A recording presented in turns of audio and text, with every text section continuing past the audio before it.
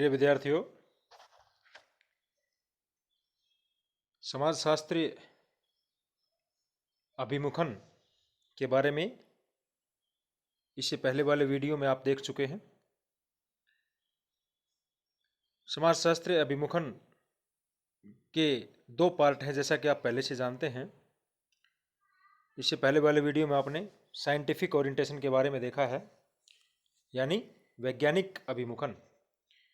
और औद्योगिक क्रांति के पश्चात समाजशास्त्रीय अध्ययनों में एक परिवर्तन आया और वैज्ञानिक अभिमुखन की जगह विद्वानों का जो रुझान है वो मानवतावादी हुआ। इसी परिवर्तन को हम ह्यूमनिस्टिक ओरिएंटेशन के नाम से जानते हैं, मानविकी अभिमुखन। 19वीं शताब्दी के आखिर में परिपक्व औद्योगिक व्यवस्था की परिवर्तित परिस्थितियों, नवीन परिस्थितियों और समस्याओं के परिणाम स्वरूप समाजशास्त्र का रूप भी बदलने लगा, परिवर्तित हुआ समाजशास्त्र भी। अमेरिकी समाजशास्त्र में मनोवैज्ञानिक तत्व को प्रधानता मिलनी प्रारंभ हुई और मनुष्य को इच्छा, भावना, उद्देश्य और बुद्धि के रूप में परिभाषित किया गया। यानी आप इसको ऐसे समझ सकते हैं, जो पहले वाला जो अभिमुखन था, वैज्ञानिक अभिमुखन, उसमें केवल क्या है तक का अध्ययन था। वैज्ञानिक पद्धति पर आवश्यकता से अधिक जोर दिया गया। और जैसा कि आपने पिछले वीडियो के अंत में आपने निष्कर्ष रूप में ये सुना है कि औद्योगिक क्रांति के पश्चात ये परिवर्तन आने शुरू हुए और वैज्ञानिक परिप्रेक्ष्य के खिलाफ आवाज़ तब उठने लगी जब विद्वानों ने अत्यधिक मेथोडोलॉजी के ऊपर अत्यधिक जोर देना प्रारंभ किया, पद्धति के ऊपर अनावश्यक जोर देना शुरू कर दिया कि एक पद्धति को ही जो है ज़्यादा तवज्जो देने लगे। तो एक पद्धति के ऊपर, मेथोडोलॉजी के ऊपर आवश्यकता से अधिक बल दिए जाने के परिणाम स्वरूप मानविकी अभिमुखन का जन्म हुआ, उदय हुआ। औद्योगिकरण, नगरीकरण और प्रवास के कारण पैदा हुई सामाजिक समस्याओं की ओर लोगों का ध्यान आकृष्ट हुआ। यह आवाज़ आने लगी हर जगह से, चारों तरफ से, कि क्या समाजशास्त्र में विशुद्ध सिद्धांत निर्माण पर ही जोर देना चाहिए अथवा समाज की समस्याओं के प्रति भी जागरूक और चिंतित होना चाहिए। ये सवाल वाजिब था, क्योंकि पद्धति शास्त्र पर अत्यधिक जोर दिया गया था और सोशोलॉजी को साइंस बनाने की अंधी दौड़ में सभी सामाजिक अनुसंधान हो रहे थे। समाज की समस्याओं के प्रति भी व्यक्ति को थोड़ा जागरूक होना चाहिए, ये आवाज़ आने लगी।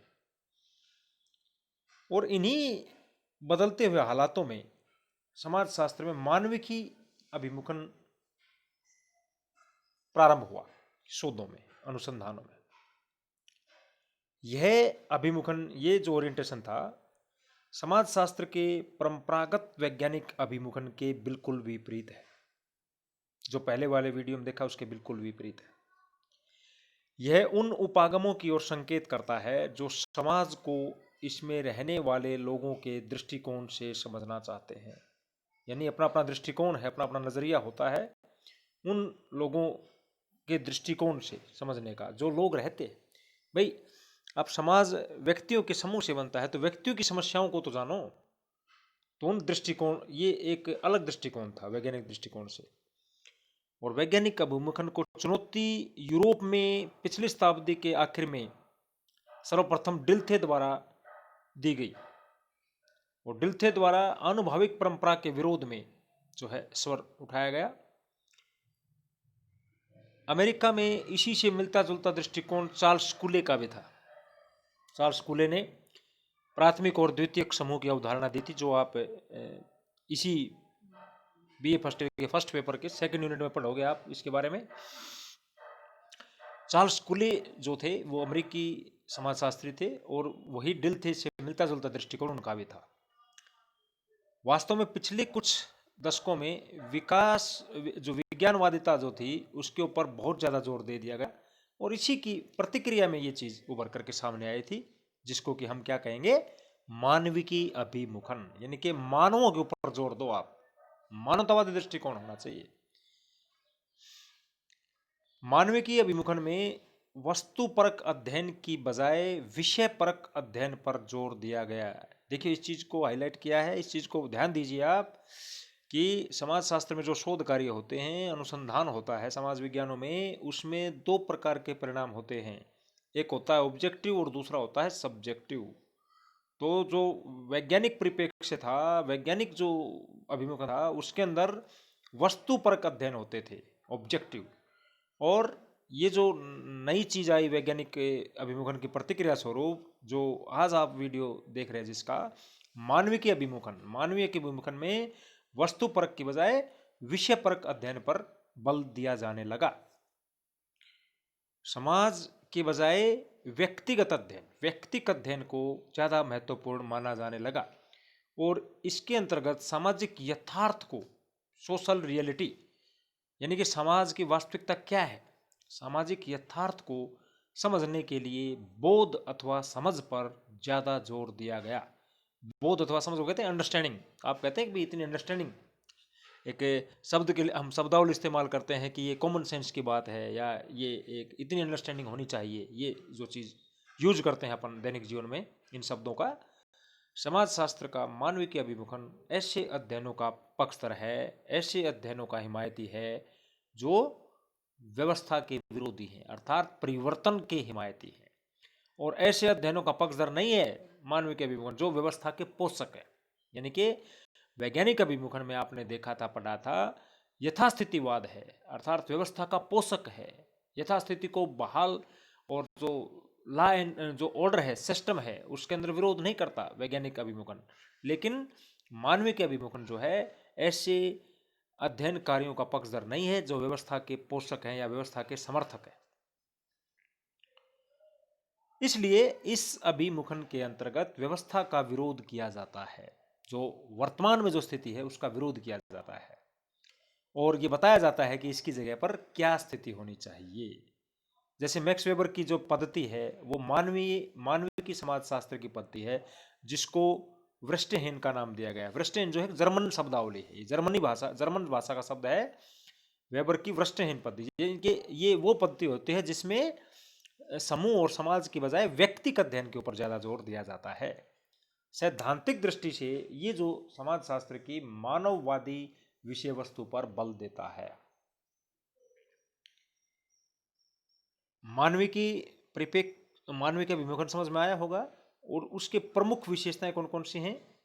वैज्ञानिकतावाद, प्रत्यक्षवाद, आनुभविकता और गणनात्मक तथ्यों का विरोध करता है। ये पहली और प्रमुख विशेषता ये है। ये जो सारे शब्द हैं, वैज्ञानिकतावाद, प्रत्यक्षवाद और आनुभविकता और गणना, ये शब्द आपने समाजशास्त्र परिप्रेक्ष्य में इसलिए पिछले वीडियो में वैज्ञानिक अभिमुखन के अंतर्गत आपने सुने होंगे। तो वैज्ञानिकतावाद का, वैज्ञानिक पद्धति का और अनुभविकता का विरोधी है। दूसरा, सब्जेक्टिव अध्ययनों पर अधिक जोर देता है। ये मैं पहले बता चुका हूं आपको ऊपर कि ये वस्तु परक की बजाय विषय परक अध्ययनों पर ज्यादा जोर देता है। सामाजिक यथार्थ स्थिर नहीं होता है, उसका पुनर्निर्माण संभव है।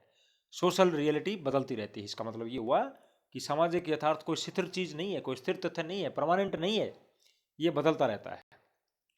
और अगली जो विशेषता वो है उपेक्षित वर्ग और शोषित वर्ग और महिलाओं का अध्ययन है, कमजोर वर्गों का अध्ययन है। जो नया सा समाजशास्त्र है जिसको मानवतावादी समाजशास्त्र कहते हैं, उसके अंतर्गत कमजोर वर्गों का, वंचित वर्गों का, शोषित वर्गों का, उपेक्षित वर्गों का, महिलाओं का, बुजुर्गों का, इनका अध्ययन किया जाता है। और समाज के साथ साथ व्यक्तिगत अध्ययन भी इसमें होता है। ऐसा नहीं है कि भाई मानवतावादी अभिमुखन में समाज या समूह के बिल्कुल ही अध्ययन बंद हो जाते हैं, ऐसा बिल्कुल नहीं है। लेकिन यहाँ पर व्यक्तिगत अध्ययन पर ज्यादा बल दिया जाता है। समाज के साथ साथ व्यक्तियों के बारे में भी अध्ययन होते हैं। और सामाजिक यथार्थ के अध्ययन के प्रमुख उपागम कौन कौन से होते हैं?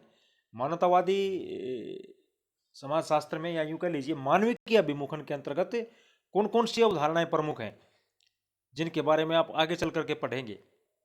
परघटना शास्त्र, फिनोमेनोलॉजी, एथनोमेथोलॉजी, आमूल परिवर्तनवादी उपागम, प्रतीकात्मक अंतःक्रियावादी सिद्धांत। ये जो सिद्धांत हैं ये मानविकी अभिमुखन में विश्वास करने वाले विद्वानों के द्वारा दिए गए हैं, जो कि आगे चल करके समाजशास्त्र में आपके द्वारा पढ़े जाएंगे।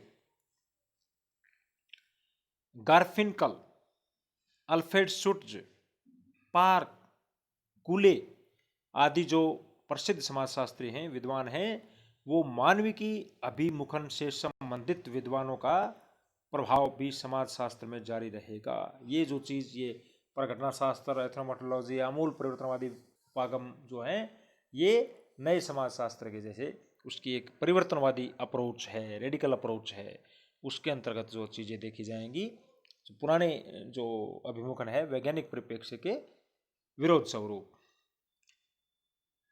मानविकी अभिमुखन से संबंधित विद्वानों का प्रभाव जो है समाजशास्त्र में जारी है और रहेगा, क्योंकि वैज्ञानिक अभिमुखन बहुत लंबे समय तक जारी रहा। विश्वविद्यालयों के पाठ्यक्रमों और पुस्तकों में भी गुणात्मक पद्धति पर ज़्यादा बल दिया जाने लगा है आजकल। प्रत्यक्षवाद, औपचारिकता और गणितीय समाजशास्त्र भी तेजी से बढ़ रहे हैं। तो प्रत्यक्षवादी समाजशास्त्र का अस्तित्व भी बना रहेगा, ये खत्म नहीं होगा। अब आप ध्यान दीजिए, इसमें इसका निष्कर्ष क्या निकला? सारांश रूप में हम ये कह सकते हैं कि प्रत्यक्षवादी और वैज्ञानिक अभिमुखन भी समाजशास्त्र के अध्ययनों में उतना ही महत्वपूर्ण बना रहेगा जितना कि मानवतावादी अथवा मानविकी अभिमुखन बना हुआ है। अर्थात दोनों पद्धतियों से, दोनों ही प्रकार के अभिमुखनों से समाजशास्त्रीय अध्ययन कार्य जारी रहेंगे। किसी एक अभिमुखन की दूसरे के ऊपर पूर्ण रूप से विजय की संभावना नहीं है, और कोई एक अभिमुखन महत्वपूर्ण है और दूसरा महत्वपूर्ण नहीं है, ऐसा भी हम नहीं कह सकते। दोनों ही समाजशास्त्रीय अध्ययनों के अंतर्गत अपनी अपनी अप्रोच होती है। सभी जो विद्वान समाजशास्त्र पढ़ते हैं, पढ़ाते हैं, समाजशास्त्र के विद्यार्थी के दोनों ही प्रकार के नज़रिए होते हैं कि किसी का दृष्टिकोण वैज्ञानिक हो सकता है तो किसी दूसरे विद्वान का दृष्टिकोण और नज़रिया मानवतावादी हो सकता है। तो ये दोनों ही प्रकार के जो है अभिमुखन समाजशास्त्रीय अध्ययन में जारी रहेंगे, और दोनों ही अभिमुखन के बारे में आपको अच्छी तरह समझ में आ गया होगा। धन्यवाद।